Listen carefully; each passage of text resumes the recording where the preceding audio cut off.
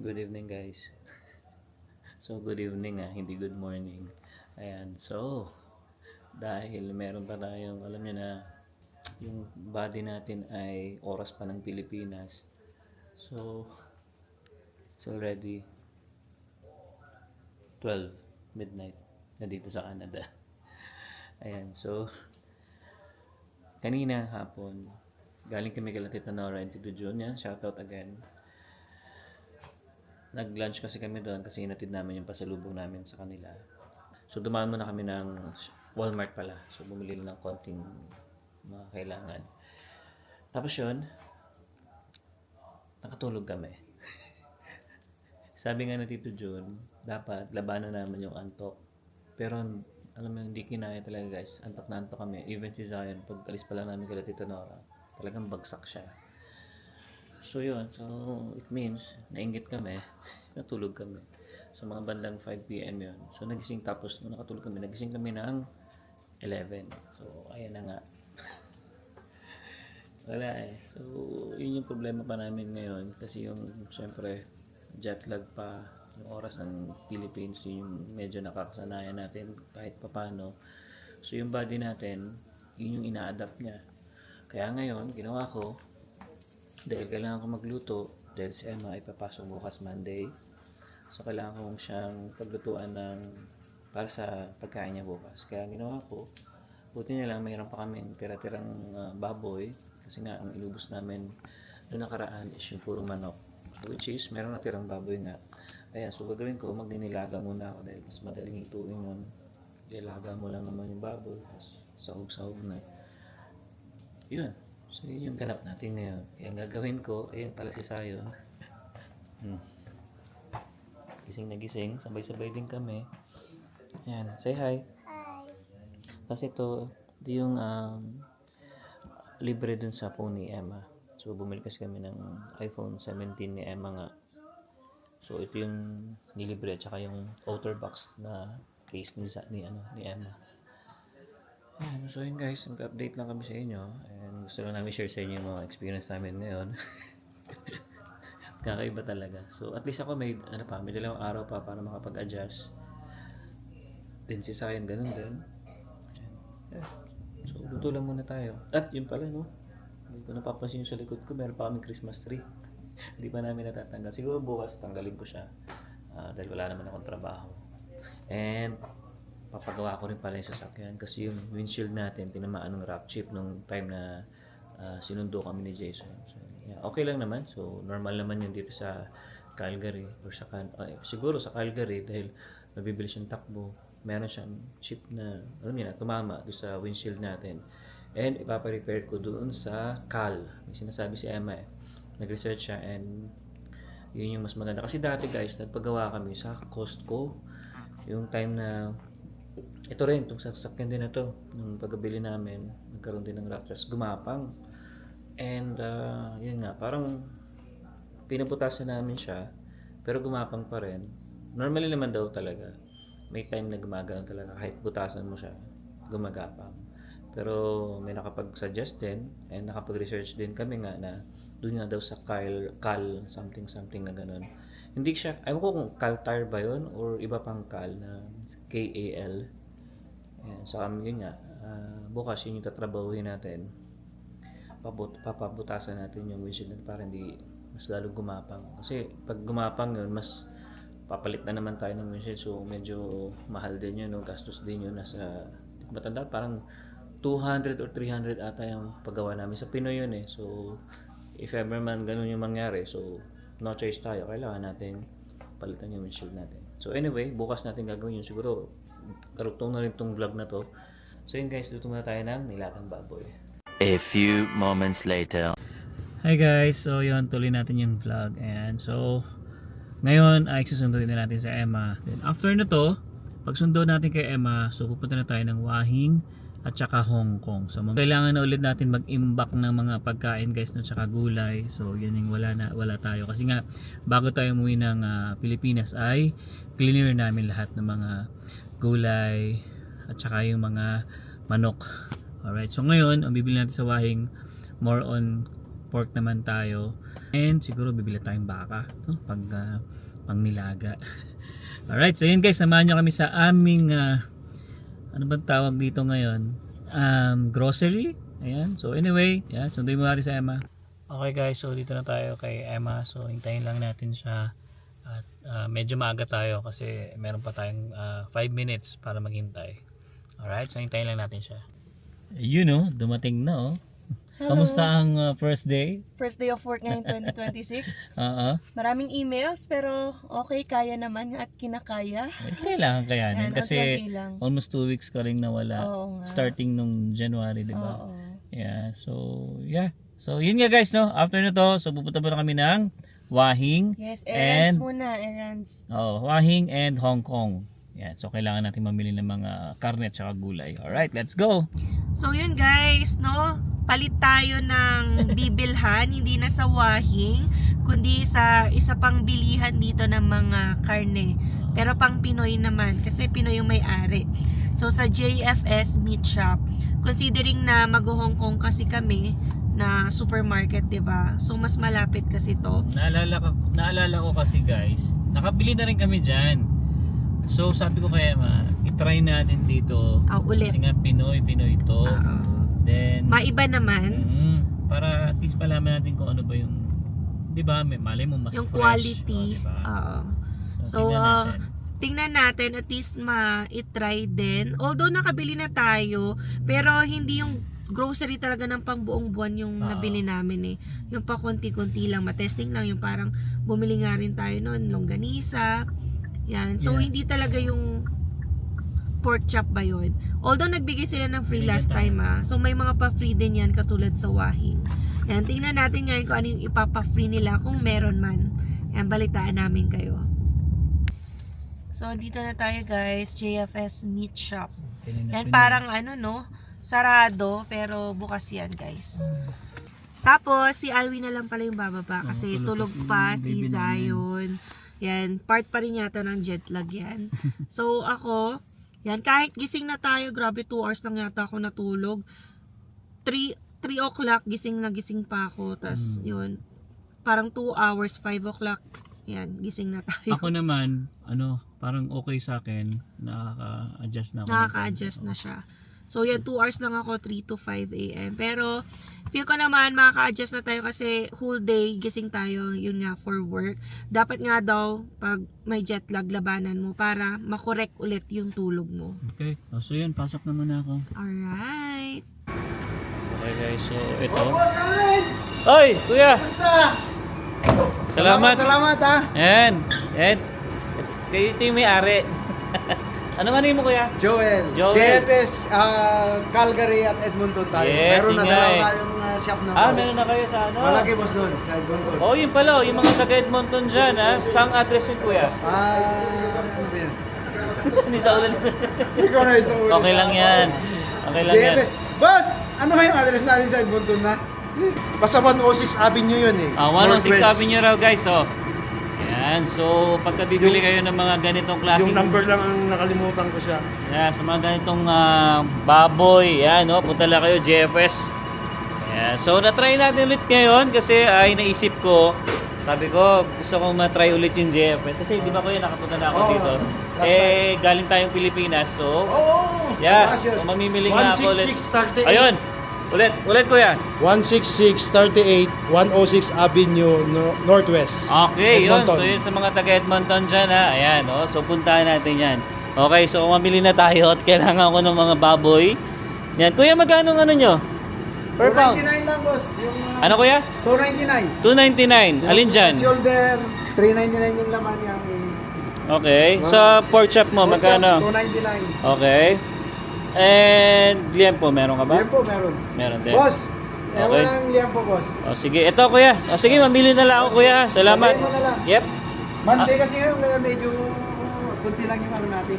Okay lang yan. Importante Kasi- sa akin naman yung mga ganito lang eh. Ayan. Pag bukas yung ano na naman. Okay. Karating yung bagong mga Sige product kuya, natin. pipili lang ako. Okay. Okay. Kuya, siguro sa pork chop. Pwede bang kilo? Kilo? Ang ano? Okay. 2 kilo siguro na to. Yan, 2 kilo niyan. Tapos ano bang masarap na...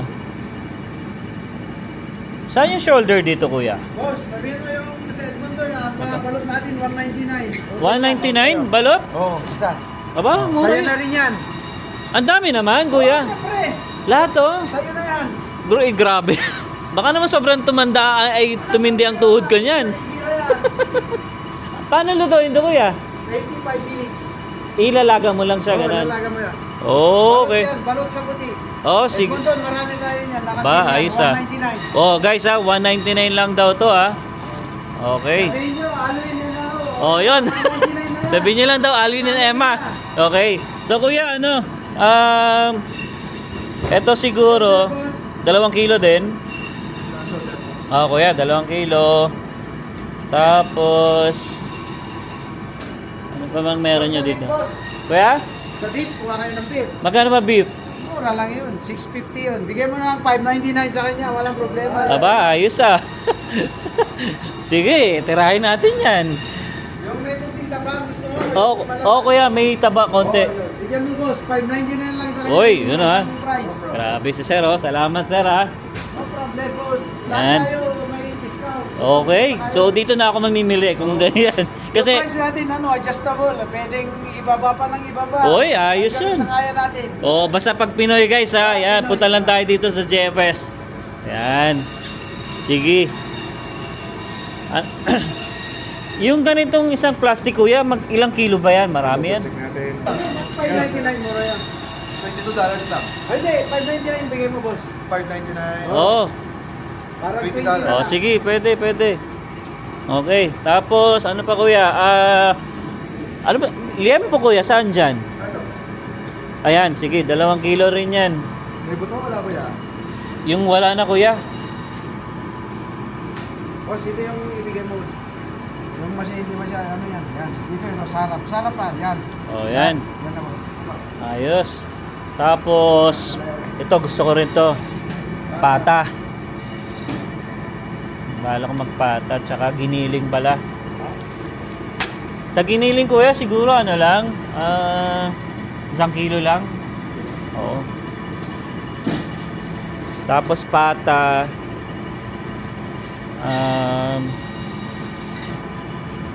1 kilo lang siguro sa pata, pwede ba yan? Okay. So, yun guys ha. Dito na tayo mamimili. Maganda yung deal ni kuya eh. Sa mga manok mo kuya, magkano? Para lang sa mga subscribers natin. Wala lang, mga manok boss. Mga $10 isang supot lang yan. Oo, Eh, pero okay. hindi tayo masyado sa mga manok. Mga pinakamura natin yung mga baboy. Baboy baka, talaga, pwede natin baboy. yan. Sabagay. Eh, ako naman, di pa ako bibili ng manok talaga ngayon. Ayan. Ayos yung kuya, may balot ako ha. Wala ka problem. Ayos ah. Mukhang titibay ang tuhod ko na to ah.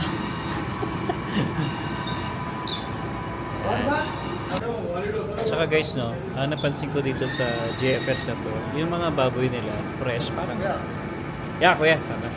Medyo fresh siya, unlike sa wahing no. Kasi pag wahing, naka-frozen siya.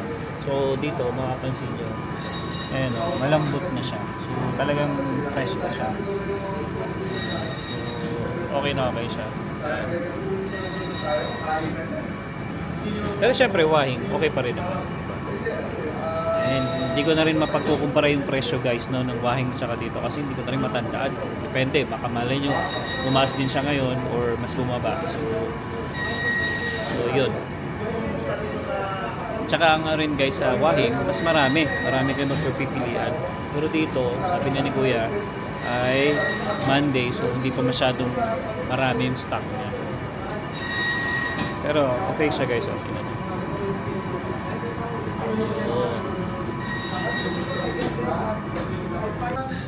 Oh, yung mga kaibigan ko dyan, yung mga gusto ng balot, oh, tulungan nyo ako dito. Ayan, so shout out sa mga taga GFS. Ayan. Okay, thank you very much. Shout out kuya. Yes.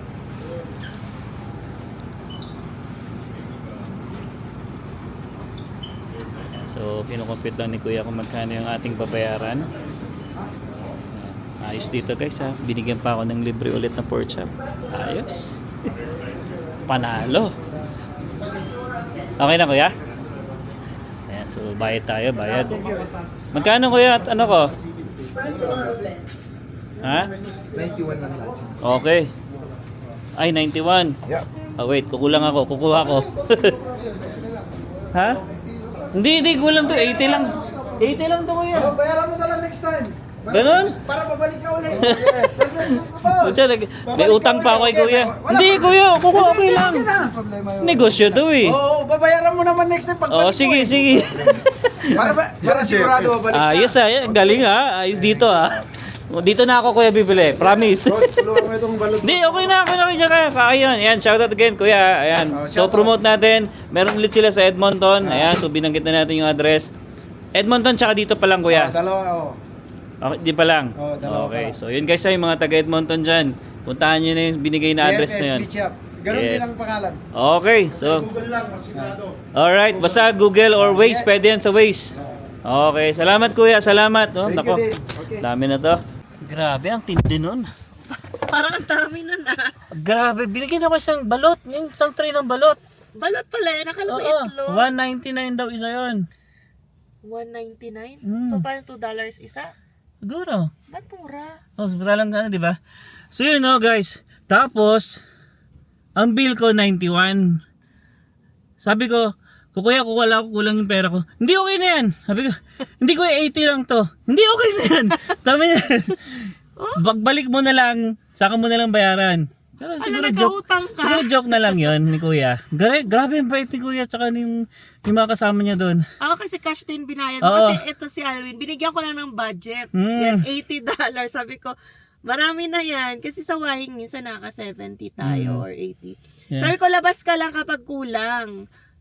Tapos, Ayun, 90, wag ginawa na 80. Sabi niya, yan ang JFS. $6 lang naman ang utang mo. Yeah, pero $6, Nagbigay eh. Business. Sabi ko nga kuya, hindi negosyo to eh. Hindi, okay lang yan. Walang problema Okay, dyan. bawi na lang tayo. Ayan. Dito, Tapos, dito pa tayo ulit. binigyan pa ulit ako ng free na pork chop. Naku, Yun. parang 6 na peraso yun guys na pork chop.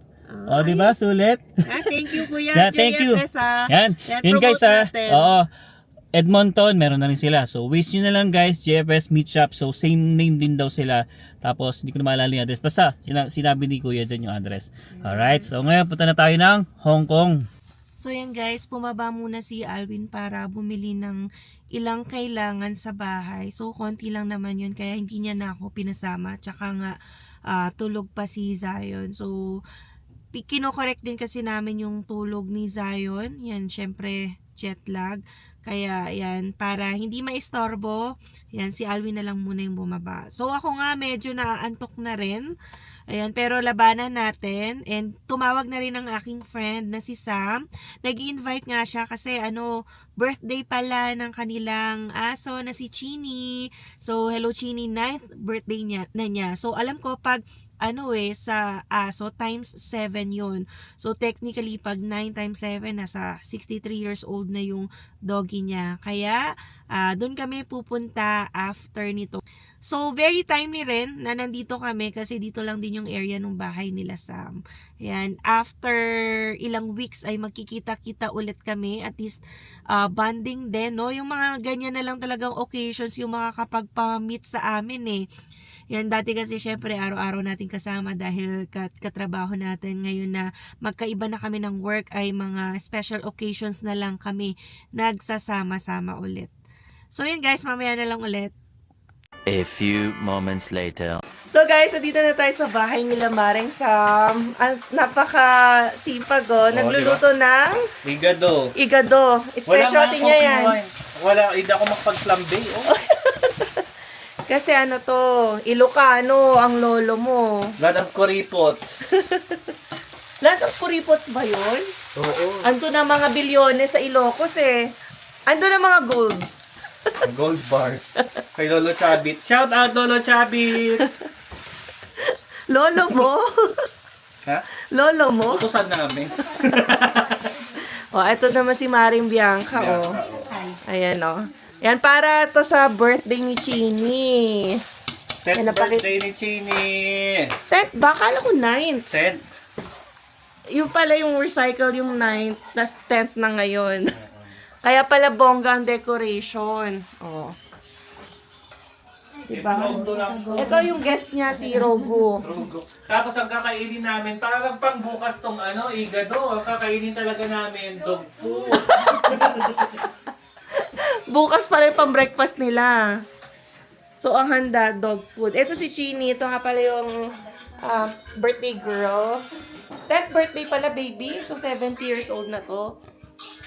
Hello! Oh, nagwiwigaw-wigaw pa, oh. Oh, ito ang friend niya. Hi, Rogo! Tanggalin na natin yung ano mo, Chini. Yung ano ba yan? So, guys, next meal. Okay. Linodo ko, inano ko yun. Bernoil ko yun. Kitang-kita yun.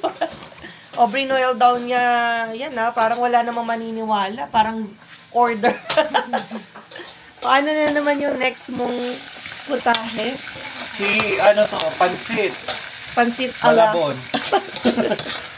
Pansit na botas naman daw. Tapos na siya dito. Ibang sipag. Ay, mahal na mahal niya si Chingy na yan. Naku. Magpapahabol pa nga yan ng lechon ngayon.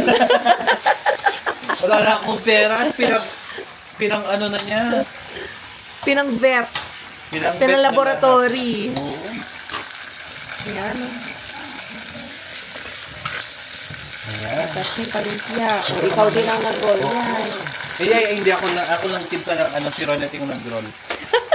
Ilagay ko na pala dito yung igado, no?